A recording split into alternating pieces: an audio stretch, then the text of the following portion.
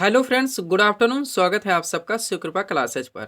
दोस्तों, इस वीडियो में हम लोग बिहार एसएससी एग्जाम 2024 में पूछे जा सकने वाले मोस्ट इंपॉर्टेंट सिलेक्टेड प्रश्नों को सॉल्व करेंगे।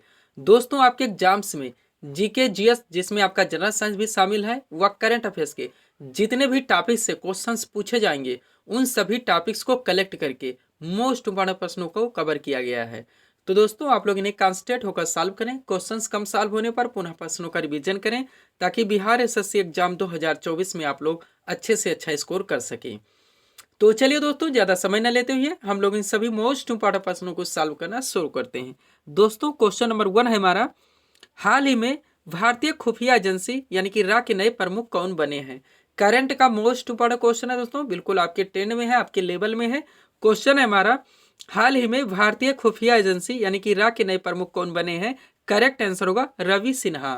अब चूंकि दोस्तों करंट से हमारा क्वेश्चन आया हुआ है, तो इस टॉपिक से जितने क्वेश्चंस बनते हैं सभी प्रश्नों को हम लोग एक साथ कवर करेंगे। यही हमारे प्रिपरेशन की स्ट्रेटजी है दोस्तों, कि जिस भी टॉपिक्स को हम लोग उठाएंगे, उस टॉपिक्स के अधिकांश प्रश्नों को पूरे एक्स्ट्रा फैक्ट के साथ वहीं पे कवर करेंगे। ध्यान दीजिएगा, आप लोग सारे क्वेश्चन सिलेक्टेड रखे गए हैं।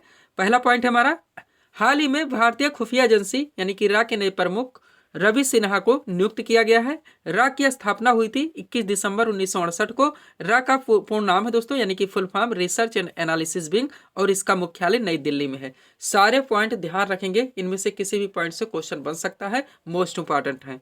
अगला क्वेश्चन है हमारा, अंडर 19 एशिया कप 2023 का खिताब किस देश की टीम ने जीता। तो ये बांग्लादेश ने जीता है। मोस्ट इंपॉर्टेंट क्वेश्चन रहेगा आपके एग्जाम्स के लिए, हाल ही का क्वेश्चन है। आयोजन इसका 8 से 17 दिसंबर 2023 को संयुक्त अरब अमीरात में किया गया।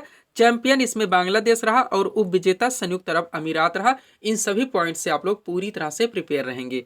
आगे चलते हम लोग, क्वेश्चन है दोस्तों, भारत की तीसरी महिला ग्रैंड मास्टर कौन बनी है। तो वैशाली रमेश बाबू है। कौन? वैशाली रमेश बाबू। नेक्स्ट है, किस क्रिकेटर ने अर्जुन अवार्ड 2023 पुरस्कार जीता है। तो मोहम्मद शमी है। कौन? मोहम्मद शमी है। नेक्स्ट है, विजय हजारे ट्रॉफी 2023-24 किस टीम ने जीता है। तो ये हरियाणा की टीम ने जीता है। किस टीम ने? हरियाणा की टीम ने। रिवीजन जरूर कीजिएगा दोस्तों, ये क्वेश्चन यहाँ पे मोस्ट इंपॉर्टेंट रखे गए हैं। आगे चलते हम लोग, क्वेश्चन है हमारा, पांचवें खेलो इंडिया यूथ गेम्स 2023 में कौन सा राज्य शीर्ष स्थान पर रहा। तो महाराष्ट्र है। मोस्ट इंपॉर्टेंट क्वेश्चन रहेगा, पांचवें खेलो इंडिया यूथ गेम्स 2023 में कौन सा राज्य शीर्ष स्थान पर रहा। तो महाराष्ट्र है। थोड़ा सा नोट देख लीजिएगा, पांचवें खेलो इंडिया यूथ गेम्स 2023 की पदक तालिका में महाराष्ट्र ने 161 पदक जीतकर शीर्ष स्थान हासिल किया। आयोजन स्थल इसका भोपाल मध्य प्रदेश में था। संस्करण 5वां था, शुभंकर, आशा और मोगली था, और इसका स्मार्ट मजाक दोस्तों अमरकंटक था। ये सब फैक्ट से भी आप लोग प्रिपेयर रहेंगे, क्वेश्चन इसमें से कहीं से भी बन सकते हैं। आगे चलेंगे हम लोग, नेक्स्ट क्वेश्चन है दोस्तों हमारा, FIH पुरुष हॉकी विश्व कप 2023 का खिताब किसने जीता। तो जर्मनी ने जीता है। किसने? जर्मनी ने। अब एक्स्ट्रा फैक्ट देखेंगे, उप विजेता इसमें बेल्जियम रहा। आयोजन स्थल इसका दोस्तों भुवनेश्वर ओडिशा था। संस्करण ये 15वां था, इसका शुभंकर ओली था। ये इतने फैक्ट से यहाँ पे प्रिपेयर रहेंगे। नेक्स्ट क्वेश्चन है, प्रतिष्ठित डायमंड लीग 2023 का खिताब किसने जीता। तो नीरज चोपड़ा ने जीता है। वह विश्व एथलेटिक्स चैंपियनशिप 2023 में किस देश ने शीर्ष स्थान हासिल किया। तो अमेरिका ने किया है। किसने? अमेरिका ने किया है। अगला क्वेश्चन देखेंगे, ICC अंडर 19 महिला T20 विश्व कप 2023 का खिताब किसने जीता। तो भारत ने जीता है। उप विजेता इसका इंग्लैंड रहा। आयोजन स्थल इसका दक्षिण अफ्रीका, वह संस्करण पहला था। सारे फैक्ट से आप लोग प्रिपेयर रहेंगे, रिवीजन जरूर करेंगे। आगे चलते हम लोग, नेक्स्ट क्वेश्चन क्या है दोस्तों हमारा, पुरुष क्रिकेट एशिया कप 2023 का खिताब किस टीम ने जीता। तो भारत ने जीता है। उप विजेता इसमें श्रीलंका रहा। संस्करण यह 16वां था। आयोजन स्थल इसका श्रीलंका और पाकिस्तान था। यहाँ पे इतने फैक्ट से आप लोग प्रिपेयर रहेंगे। आगे चलते हैं दोस्तों, थोड़ा सा हम लोग PDF के बारे में बात करेंगे, पुनः नेक्स्ट क्वेश्चन की ओर चलेंगे। ध्यान दीजिएगा आप लोग, 4 PDF यहाँ पे हमारा लगा हुआ है, लेकिन हम लोग केवल बिहार SSC के बारे में ही बात करेंगे, क्योंकि यहाँ पे हम लोग इसका प्रिपरेशन कर रहे हैं। दोस्तों, बिहार एसएससी 2024, इसमें जो आपका पाठ्यक्रम है GK GS, जिसमें आपका जनरल साइंस भी शामिल है, करंट अफेयर्स और बिहार स्पेशल, इन सभी के पूरे पाठ्यक्रम को टोटल 25 PDF के जरिए अच्छी तरह से कंप्लीट कर दिया गया है। पेड फीस केवल 50 रुपीज़ रखी गई है, और व्हाट्सअप नंबर आप लोगों के सामने है, जहां पे आप लोग मैसेज कर PDF ले सकते हैं। यह PDF दोस्तों आपके बिहार में होने वाले अनेक एग्जाम, इसके अलावा बिहार पुलिस कांस्टेबल को भी पूरी तरह से कवर कर रहा है। बाकी हमारा PDF एसएससी जीडी का लगा हुआ, जो कि एसएससी जीडी के अलावा सीपीओ, सीजीएल, सीएचएसएल, एमटीएस इन सभी परीक्षाओं के पाठ्यक्रम को पूरी तरह से कवर कर रहा है। यूपी पुलिस कांस्टेबल अभी तक हम दे रहे थे दोस्तों, अब इसमें ये पाठ्यक्रम आप लोगों का यूपीएसआई को भी पूरी तरह से कवर कर रहा है, जो कि वैकेंसी आने वाली है। बाकी हमारे यूपीपीएससी आरओ भी लगा हुआ था, अब इसमें हम लोग यूपीपीएससी प्रीलिम्स को भी कवर करेंगे। तो पीडीएफ है दोस्तों जो हमारे द्वारा दिए जा रहे हैं। जितने लोग पीडीएफ ले रहे हैं दोस्तों, ध्यान देंगे, आप लोग अच्छे ढंग से इसका स्टडी करेंगे, पुनः एक बार रिवीजन जरूर करेंगे। अगर आप इतना कर लेते हैं तो कम से कम समय में बिना इधर उधर भटके आप लोगों की प्रिपरेशन अच्छे खासे ढंग से कंप्लीट हो जाती है। और अगर आप लोग इसका पीडीएफ का दोस्तों प्रिंट आउट निकलवा लेते हैं तो बेटर होगा, इससे आप लोग अंडरलाइन लगा के स्टडी कर सकते हैं और एक बार अच्छे से रिवीजन कर सकते हैं। इतना कर लेंगे दोस्तों तो आप एग्जाम्स के लिए मोस्ट इंपॉर्टेंट यानी कि पूरी तरह से दोस्तों परफेक्ट हो जाते हैं। चलते हम लोग अगले क्वेश्चन की ओर। नेक्स्ट क्वेश्चन हमारा क्या है, भारत में बजट किस तिथि को पेश किया था? करेक्ट आंसर होगा प्रतिवर्ष 1 फरवरी को। बजट हाल ही में पेश किया गया, यहाँ से क्वेश्चन बन सकते हैं। मोस्ट इंपॉर्टेंट प्रश्नों को हम लोग कवर करेंगे। क्वेश्चन हमारा आ गया है, भारत में बजट किस तिथि को पेश किया था? तो प्रतिवर्ष 1 फरवरी को। तो अब इकोनॉमी के यानी कि अर्थशास्त्र के जितने मोस्ट दोस्तों हमारी स्टैटिक जीके से क्वेश्चंस बनते हैं, उन सभी को एक साथ कवर किया गया। ये ऐसे क्वेश्चन है जिनका ट्रेंड इजी टू मॉडरेट रखा गया। आपके हर वनडे एग्जाम्स में यहाँ से क्वेश्चंस पूछे जाते हैं और रिपीट होते रहते हैं। तो चलिए दोस्तों पहले क्वेश्चन की ओर चलते हैं। क्वेश्चन है हमारा, स्वतंत्र भारत का प्रथम बजट किसके द्वारा पेश किया गया? तो आर.के. षणमुखम शेट्टी के द्वारा। नेक्स्ट क्वेश्चन है, भारत की प्रथम पूर्णकालिक महिला वित्त मंत्री कौन है? तो निर्मला सीतारमण है। नेक्स्ट है, भारत का पहला अंतरिम बजट किसने और कब प्रस्तुत किया? तो मोरारजी देसाई ने किया था वर्ष 1962 से 63 में। नेक्स्ट क्वेश्चन है, भारतीय संविधान में कृषि को किस सूची में रखा गया है? तो ये राज्य सूची का विषय। किस सूची का विषय? राज्य सूची का विषय है। नेक्स्ट है, मीरा सेठ समिति किससे संबंधित है? तो हथकरघा के विकास से। किससे? हथकरघा के विकास से। अगला क्वेश्चन हमारा, भारत किस प्रकार की अर्थव्यवस्था का उदाहरण है? तो एक मिश्रित अर्थव्यवस्था का उदाहरण है। भारत कैसी अर्थव्यवस्था का उदाहरण? मिश्रित अर्थव्यवस्था, यानी कि इसमें प्राइवेट व पब्लिक दोनों सेक्टर वर्क करते हैं, चाहे हॉस्पिटल्स हो, स्कूल्स हो या फिर इंडस्ट्रीज हो, दोनों सेक्टर का दोस्तों यानी निजी और सार्वजनिक दोनों क्षेत्रों का यहाँ पे सहअस्तित्व है।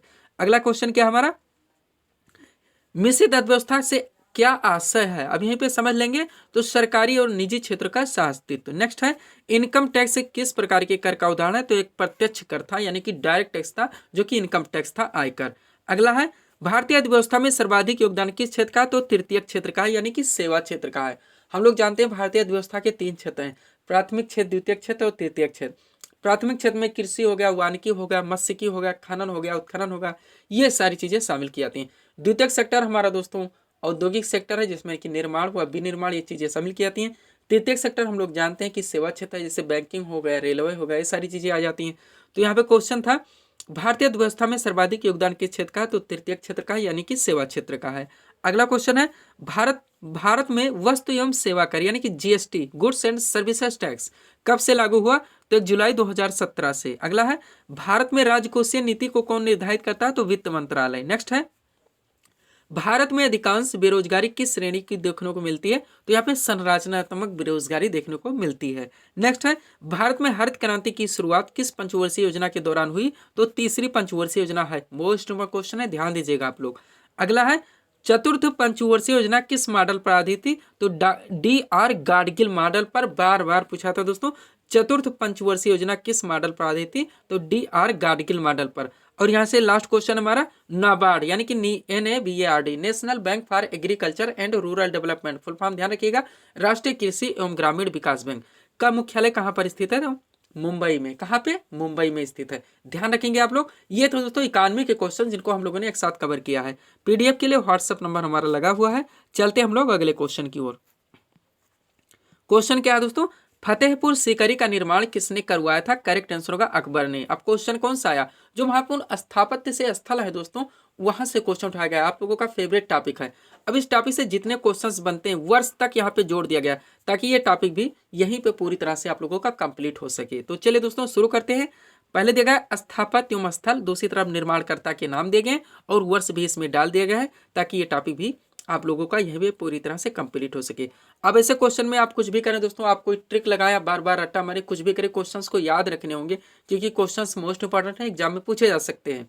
इसलिए मैं बार बार रिवीजन व पीडीएफ के बारे में बोलता रहता हूं, क्योंकि उससे दोस्तों आप कम से कम समय में पूरी तरह से रिपीट कर सकते हैं क्वेश्चंस को, आप दोबारा याद कर सकते हैं जो क्वेश्चंस आपको नहीं याद हुए हैं। तो चलिए शुरू करते हैं दोस्तों। सबसे पहले हमारा आगरा फोर्ट। आगरा फोर्ट का निर्माण अकबर ने करवाया था कब? 1565 से 73 के बीच में। फतेहपुर सीकरी का निर्माण भी अकबर ने करवाया था 1571 से 85 के बीच में। चार मीनार का निर्माण दोस्तों कुली कुतुब शाह ने करवाया था 1591 में। डायरेक्टली क्वेश्चन पूछा जाता है कि फतेहपुर सीकरी का निर्माण किसने करवाया था? निशात बाग का निर्माण दोस्तों आसिफ खान ने करवाया था कब? 1633 ईस्वी में। ताजमहल आप लोग जानते हैं शाहजहां ने करवाया था 1631 से 48 के बीच में। जामा मस्जिद भी शाहजहां के द्वारा करवाया गया था 1650 से 56 के बीच में। लाल किला का निर्माण भी शाहजहां के द्वारा करवाया गया था। जो क्वेश्चन समतुल बनते हैं उनको एक साथ सेट किया जाता है ताकि याद रखने में थोड़ी सी सहजता व सरलता महसूस हो के। तो शाहजहां ने लाल किला का निर्माण कब करवाया था? 1629 से 48 के बीच में। लास्ट है दोस्तों हवा महल जो कि जयपुर में स्थित है। इसका निर्माण सवाई प्रताप सिंह ने करवाया था। बार बार एसएससी में पूछा गया है 1799 में। अब ऐसे क्वेश्चन में दोस्तों अगर हम ऑप्शन विकल्प बना के क्वेश्चन डालें तो कौन सा डाले कौन सा ना डाले, क्वेश्चन में दोस्तों काफी कंफ्यूजन होगी, टाइम टेकिंग हो जाएगा और आप याद नहीं रख पाएंगे, काफी समय लग जाएगा, कोई मतलब नहीं निकलेगा। इसलिए हम चाहते हैं कम से कम समय में आप लोग अपने पाठ्यक्रम को पूरी तरह से कवर कर सकें। चलते हम लोग अगले क्वेश्चन की ओर। अगला क्वेश्चन हमारा क्या है दोस्तों, ध्यान दीजिएगा आप लोग। क्वेश्चन है राजतरंगिणी नामक पुस्तक के लेखक कौन है? करेक्ट आंसर का कल्हड़। अब मोस्ट जो बुक से क्वेश्चन पूछा आता है, फेवरेट टॉपिक है आप लोगों का। तो दोस्तों जो बुक से क्वेश्चंस पूछे जाते हैं स्टैटिक के मोस्ट वन प्रश्नों दोस्तों यहाँ पे बुक्स का कलेक्शन किया गया है। कम से कम समय में हम लोग इस टॉपिक्स को भी पूरी तरह से कंप्लीट करने वाले हैं। ध्यान दीजिएगा आप लोग। क्वेश्चन था हमारा राजतरंगिणी नामक पुस्तक के लेखक कौन है? करेक्ट आंसर का कल्हड़। अब एक तरफ दिया गया प्रमुख पुस्तकों के नाम, दूसरी तरफ उनके लेखक के नाम दिए गए हैं। पहला क्या है? इंडिका, लेखक कौन है? मेगास्थनीज। पंचतंत्र के लेखक विष्णु शर्मा। गीत गोविंद के लेखक जयदेव। गुलामगिरी के लेखक ज्योतिबा फूले। सारे मोस्ट इंपॉर्टेंट हैं, आप लोग देख सकते हैं, आपके ट्रेंड में है। अगला है सत्यार्थ प्रकाश, लेखक स्वामी दयानंद सरस्वती। आनंद मठ के लेखक बंकिम चंद्र चटर्जी। भारत की खोज जवाहरलाल नेहरू। अष्टाध्यायी के लेखक पाणिनि। राजतरंगिणी के लेखक कल्हड़। शाहनामा के लेखक फिरदौसी। गीतांजलि के लेखक Rabindranath Tagore. The life divine के लेखक अरविंद घोष। कौन? अरविंद घोष। अगला क्या है हमारा दोस्तों? नेक्स्ट है हमारा माई एक्सपेरिमेंट विद ट्रूथ, लेखक महात्मा गांधी। हुमायूंनामा की लेखक दोस्तों गुलबदन बेगम। आईन अकबरी के लेखक अबुल फजल। मुद्रा राक्षस के लेखक विशाख दत्त। गीता रहस्य के लेखक बाल गंगाधर तिलक। यामा के लेखक महादेवी वर्मा। विनय पत्रिका के लेखक गोस्वामी तुलसीदास। ये इतना यहाँ से कवर रखेंगे दोस्तों, सारे मोस्ट इंपॉर्टेंट है, आप लोग देख सकते हैं। अब ऑप्शन बनाते तो बहुत सारे बन जाते, हम कम से कम समय में कवर करवा रहे हैं आप लोगों को। चलते हैं हम लोग अगले क्वेश्चन की ओर। क्वेश्चन हमारा कहाँ से आया दोस्तों, ध्यान देंगे आप लोग। क्वेश्चन है नाटो शिखर सम्मेलन 2023 कहाँ आयोजित किया गया? करेक्ट आंसर का विल्नियस लिथुआनिया में। अब जो महत्वपूर्ण दोस्तों आयोजन यानी कि सम्मेलन से संबंधित क्वेश्चन है उनको यहाँ पे रखा गया है। वहां पे हम लोगों ने जो करंट के क्वेश्चन सॉल्व किए थे वो खेल जगत से थे, यहाँ अलग से हैं। इन पर आप लोग ध्यान दीजिएगा, हर वो टॉपिक्स जहां से क्वेश्चन पूछे जाएंगे हम लोग पूरी तरह से कवर करेंगे। ध्यान दीजिएगा, करंट के सारे सिलेक्टेड क्वेश्चन है महत्वपूर्ण सम्मेलन एवं नियुक्तियों से। पहला क्वेश्चन क्या है? केंद्रीय अन्वेषण ब्यूरो यानी कि सीबीआई के नए निदेशक कौन बने हैं? परवीन सूद। डबल स्टार कर लीजिएगा, मोस्ट क्वेश्चन है आपके एग्जाम के लिए। अगला है हाल ही में 2023 में शांति का नोबेल पुरस्कार किसे दिया गया? नरगिस मोहम्मदी को। नीति आयोग के वर्तमान सीईओ कौन है? तो श्री बीबीआर सुब्रमण्यम है। सशस्त्र सीमा बल यानी कि एसएसबी के नए महानिदेशक कौन बने हैं? दलजीत सिंह चौधरी हैं। अगला है वर्ष 2023 का लोकमान्य तिलक पुरस्कार किसे प्रदान किया गया? तो प्रधानमंत्री नरेंद्र मोदी को। नेक्स्ट है हाल ही में किस राज्य की कैबिनेट ने नई खेल नीति 2023 को मंजूरी दी है? तो उत्तर प्रदेश है। मोस्ट क्वेश्चन था दोस्तों ये यूपी के करंट का। अगला है भारत में पहली ड्रोन पुलिस यूनिट की शुरुआत किस शहर में की गई? तो चेन्नई में। डबल स्टार कर लीजिएगा, भारत में पहली ड्रोन पुलिस यूनिट की शुरुआत किस शहर में की गई? चेन्नई में। अगला है विश्व की सबसे ऊंची नटराज प्रतिमा कहाँ स्थापित की गई? नई दिल्ली में। ये भी डबल स्टार कर लीजिएगा। यूडीआई के सीईओ कौन बने? अमित अग्रवाल है। यूडीआई आप लोग जानते हैं वेबसाइट का नाम है, unique identification authority of India. अगला है हाल ही में किस मेट्रो ने ग्रीन वर्ल्ड अवार्ड 2023 जीता है? चेन्नई मेट्रो है। ये भी आप लोग सुपर क्वेश्चन है, ध्यान दीजिएगा। हाल ही में किसे साहित्य अकादमी पुरस्कार 2023 से सम्मानित किया गया? प्रिया एएस को। ध्यान दीजिएगा। बांग्लादेश की 5वीं बार प्रधानमंत्री कौन बनी? शेख हसीना है। रेलवे बोर्ड की पहली महिला अध्यक्ष और सीईओ कौन बनी? जय वर्मा सिन्हा है। हाल ही में उत्तर प्रदेश के ने किन धार्मिक स्थलों को जोड़ने के लिए वंदे भारत चलाने का निर्णय लिया? तो प्रयागराज, अयोध्या और वाराणसी को। सारे सिलेक्टेड क्वेश्चन थे दोस्तों जो यहाँ पे हम लोगों ने सॉल्व किए हैं। पीडीएफ हमारा लगा हुआ है दोस्तों, आप लोग देख सकते हैं, जो लेना चाहें वो ले सकते हैं। चलते हैं हम लोग अगले क्वेश्चन की ओर। क्वेश्चन क्या रखा गया है नेक्स्ट हमारा? कर्क रेखा भारत के कितने राज्यों से होकर गुजरती है? करेक्ट आंसर होगा दोस्तों 8 राज्यों से। कितने राज्यों से? 8 राज्यों से। अब यहाँ पे दोस्तों कैसे क्वेश्चन आया, ज्योग्राफी से आया हुआ। तो इस टॉपिक से जितने क्वेश्चंस बनते हैं कि हर वनडे एग्जाम से पूछे जाते हैं, बार बार रिपीट होते रहते हैं, हाईलाइटेड हैं, उन प्रश्नों को पूरी तरह से कवर किया गया है। क्वेश्चन हम लोगों ने देखा, आंसर दिया। अब मोस्ट इंपोर्टेंट क्वेश्चंस को एक साथ कवर करेंगे जो कि भूगोल से लिए गए हैं। पहला क्या है दोस्तों, कर्क रेखा भारत के 8 राज्यों से होकर गुजरती है। इन राज्यों का पश्चिम से पूर्व क्रम इस प्रकार है, ध्यान देंगे। गुजरात, राजस्थान, मध्य प्रदेश, छत्तीसगढ़, झारखंड, पश्चिम बंगाल, त्रिपुरा और मिजोरम। कर्क रेखा भारत के 8 राज्यों से होकर गुजरती है। कर्क रेखा का झांसे रेखा जो कि भारत को बीचों बीच से होकर जाती है। 8 राज्य के नाम दे दिए गए हैं, इनको ध्यान रखिएगा। क्वेश्चन अगर पलट दिया जाए, निम्न में से किस राज्य से होकर कर्क रेखा नहीं गुजरती है, ऐसे में अगर आप लोग 8 राज्यों के नाम याद नहीं रखते तो ऐसे क्वेश्चन सॉल्व नहीं कर सकते। और ये क्वेश्चन की कीमत आप लोग जानते हैं, अगर किस क्वेश्चन छोड़ना पड़ा तो कितनी रैंक नीचे चले आएंगे। अगर तुक्का मारे गलत हुआ तो निगेटिव मार्किंग अलग से झेलनी पड़ेगी। तो इस बात को ध्यान रखिएगा, इसीलिए मैं रिवीजन व पीडीएफ के बारे में बोलता रहता हूँ। अगला क्या है, अब मानक समय रेखा आईएसटी भी देख लीजिए। भारत की मानक समय रेखा यानी कि आईएसटी कितने राज्यों से होकर गुजरती है? 5 राज्यों से। कौन कौन? नोट में देख लेंगे। भारत की मानक समय रेखा 5 राज्यों से होकर गुजरती है। इन 5 राज्यों का उत्तर से दक्षिण क्रम इस प्रकार है, उत्तर प्रदेश, मध्य प्रदेश, छत्तीसगढ़, ओडिशा और आंध्र प्रदेश।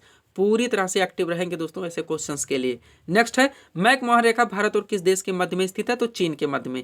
रेड क्लिफ रेखा भारत और किस देश के मध्य में स्थित है? पाकिस्तान के मध्य में। प्रायद्वीपीय भारत की सबसे बड़ी नदी कौन सी है? गोदावरी है। प्रायद्वीपीय भारत, दक्षिण भारत, बार बार पूछा था, गोदावरी।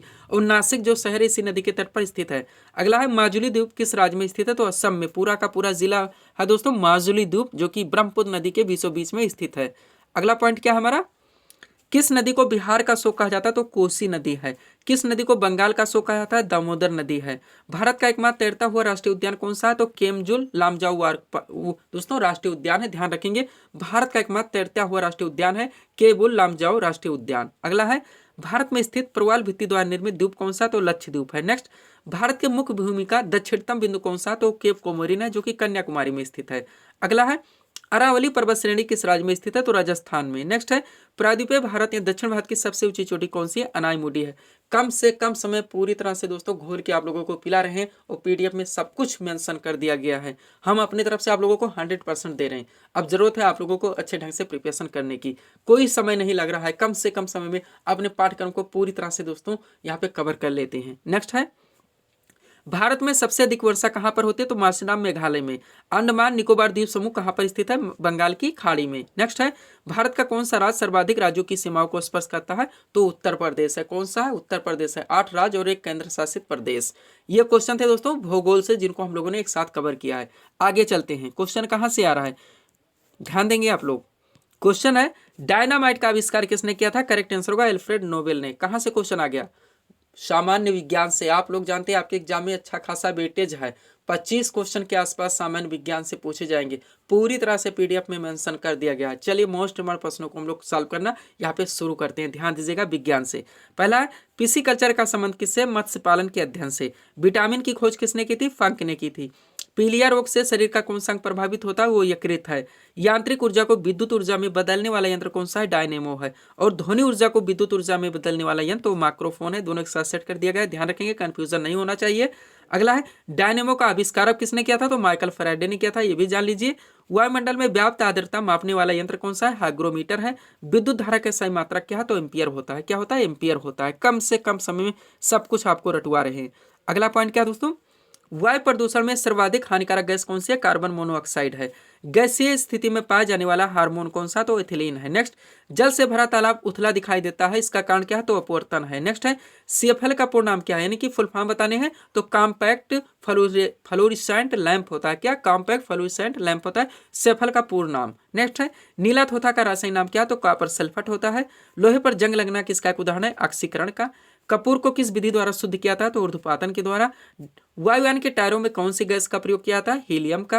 रेडियोकार्बन डेटिंग से किसका निर्धारण होता है? जीवाश्म की आयु का। सेकंड लास्ट क्वेश्चन, दालचीनी पेड़ के किस भाग से प्राप्त की जाती? तो उसके छाल से की जाती। किससे? छाल से। और इस सीरीज का लास्ट क्वेश्चन देखेंगे, रुधिर का यानी कि रक्त का शुद्धिकरण यानी कि फिल्टर कहां पर होता है? तो किडनी में होता है। कहां पे? किडनी में। तो ये थे दोस्तों इस सीरीज के टॉप एमसीक्यूज के प्रश्न, जिनको यहाँ पे हम लोगों ने सॉल्व किए हैं। उम्मीद है दोस्तों आप सभी लोगों ने सॉल्व किए होंगे और देखे होंगे कि यहाँ से आपके कितने प्रश्न सही हो रहे हैं। तो दोस्तों इसी तरह के वीडियोस के लिए आप हमारे स्टडी चैनल शिव कृपा क्लासेस से जुड़े चैनल को सब्सक्राइब करें, ताकि हमारे द्वारा दिए जाने वाले सभी वीडियोस आप क्रम से सबसे पहले देख सकें। तो मिलते हैं दोस्तों हम नेक्स्ट वीडियोस में। Thanks for watching.